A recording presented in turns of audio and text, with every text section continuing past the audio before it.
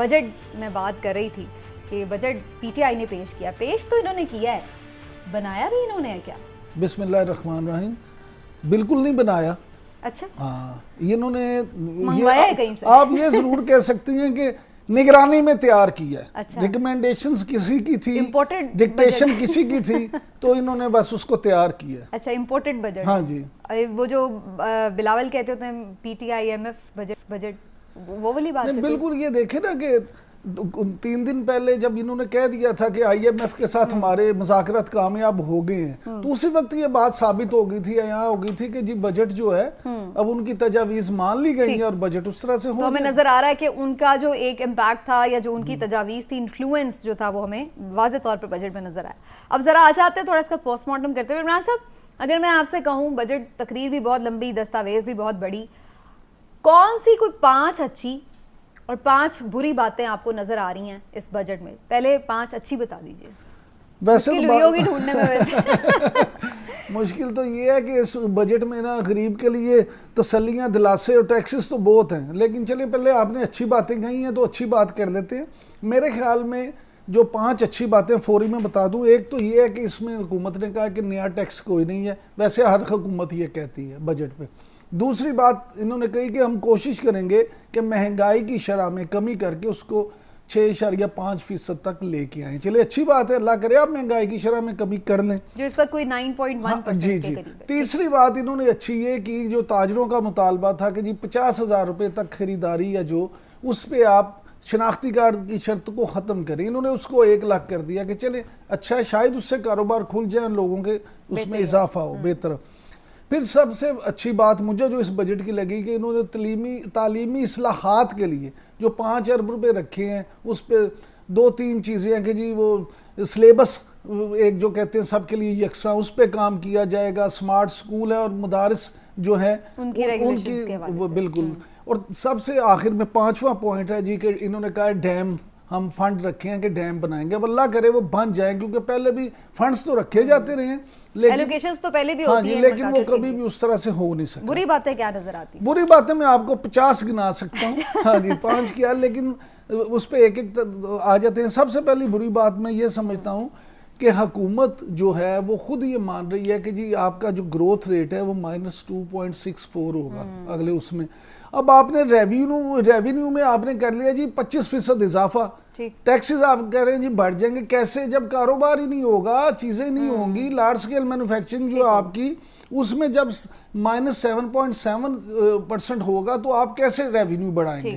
پہلی بات یہ ہے۔ دوسری مجھے آپ یہ بتا دیں کہ مجھے تو معیشت کے حوالے سے ان کی کوئی نئی سوچ، کوئی اس میں نیا کام نظر نہیں آیا۔ آپ یہ دیکھیں کہ نہ شرح سود میں کمی کی، نہ آپ نے اس میں جی ایس ٹی میں کمی کی، آپ دونوں میں کرتے تو اس سے کاروبار بہتر ہوتا، چیزیں بڑھتی ہیں۔ اور جی ایس ٹی کا تو براہ راست عوام کو فائدہ ملتا، عوام کو فائدہ ملتا، اور شرح سود اگر کم ہوگی تو صنعت کار اس پہ کرے گا نا، حالات تو ویسے۔ پھر سب سے بری بات جو مجھے لگی، اور میں سمجھتا ہوں ہلالی صاحب کو بھی وہ پسند نہیں آئی ہوگی، کہ انہوں نے سرکاری ملازمین کی پینشنز، جو بوڑھے لوگ ہیں جو بیچارے گھروں میں بیٹھے ہیں، جنہوں نے بیماری کی دوائیں لینی ہوتی ہیں، ان کی پینشن میں بھی کوئی اضافہ نہیں کیا۔ میں سمجھتا ہوں یہ بڑی زیادتی ہے۔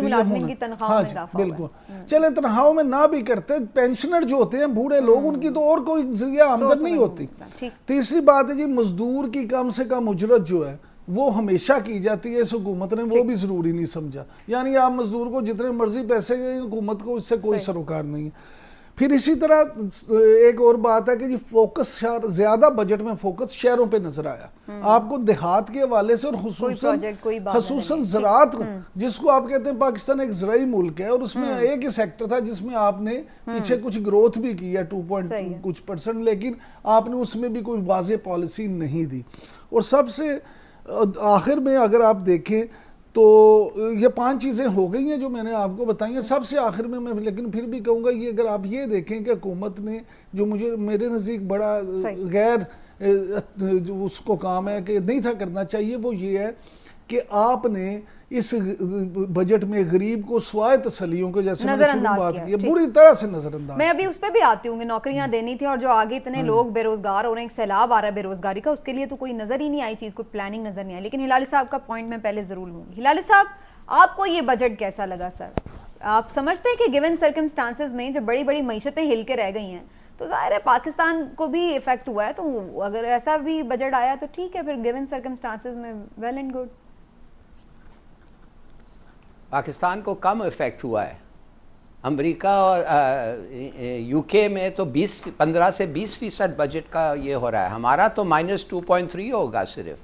وہ اس لیے کم ہوا ہے کہ ہمارے پاس پہلے کشن تھا, 8 بلین کا کشن ملا, I M F, World Bank, Paris Club, China, اور کولیپس آف آئل پرائسز, اور پھر انٹرسٹ ریٹ جو کم ہوا, یہ ہمیں کشن ملا ہے. یہ کچھ نہیں ہے, میں آپ کو بتا رہا ہوں, دوسرے لوگ اس سے بہت زیادہ, ہم اتنے غریب ہیں, ہم ویسے ہی زمین پہ ہیں, اب we are on the floor, اب ہم اس سے کدھر سے نیچے جائیں گے.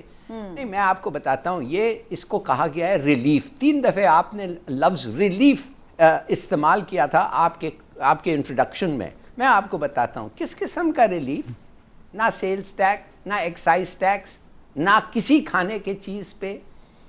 آپ نے گورنمنٹ سرونٹس اور پینشنرز کو آپ کہتے ہیں کہ 11% انفلیشن ہے. ویری گڈ, سچ بات ہے 11% کم سے کم.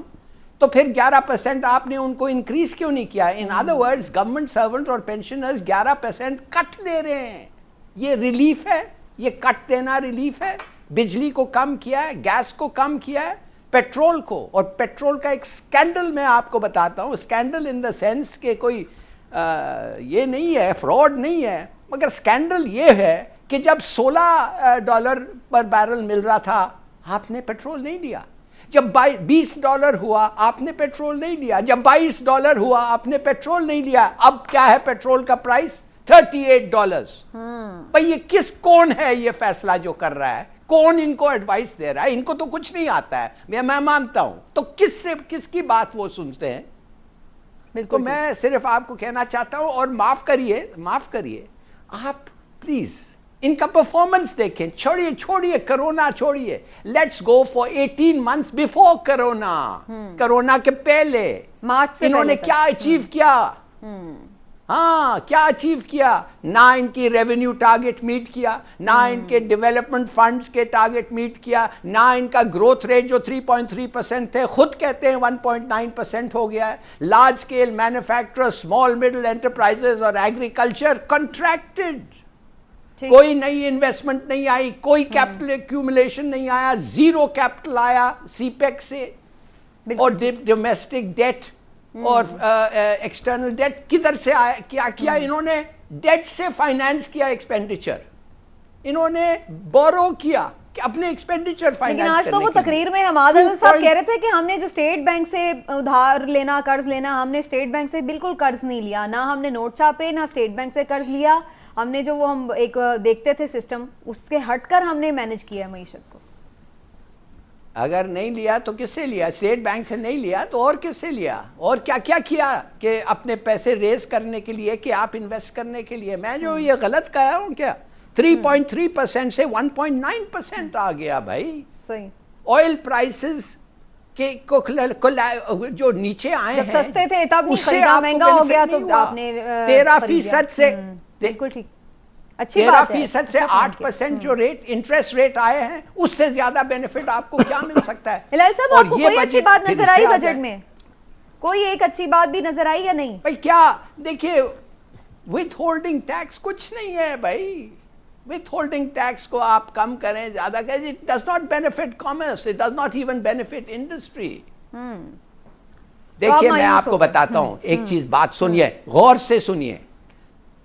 مسٹر حفیظ شیخ, جب اس کو کہا گیا ہے کہ یہ ٹارگٹس جو ہیں these are non achievable, recession میں اور وائرس آؤٹ آف کنٹرول میں آپ یہ ٹارگٹس جو آپ پروفیس کر رہے ہیں وہ آپ نہیں میٹ کر سکتے. تو انہوں نے کہا, سنا بقول, کہ یہ ایک ایسپریشنل بجٹ ہے. ایسپریشنل بجٹ مانے یہ جو ہم چاہتے ہو, آپ سمجھ گئے, جو ہم چاہتے ہو. اور ورلڈ اور آئی ایم ایف بڑی چالاک انسٹیٹیوشن ہے, ان کو بھی پتا ہے کہ you will not meet it, بالکل پتا ہے.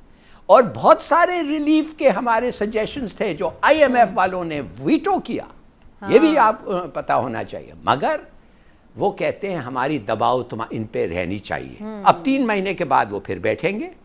2 چیزیں ہیں صرف جو آئی ایم ایف کوئی کمپرومائز نہیں کرے گا سمینا, and I will and there, اور وہ 2 چیزیں ہیں سرکولر ڈیٹ اور پرائیویٹائزیشن. یہ 2 چیزیں پہ آپ کو کوئی کمپرومائز نہیں ملے گا, دوسری ہر چیز پہ بات کرنے کے لیے وہ تیار ہے. یہ ایک جو پوائنٹ ہلالی صاحب نے اٹھایا اس سے پہلے, جس پہ میں خاص طور پہ بات کرنا چاہوں گی, کہ ہمیشہ ہم یہ دیکھتے ہیں عمران صاحب کہ ٹارگٹس اتنے بڑے بڑے رکھ لیتے ہیں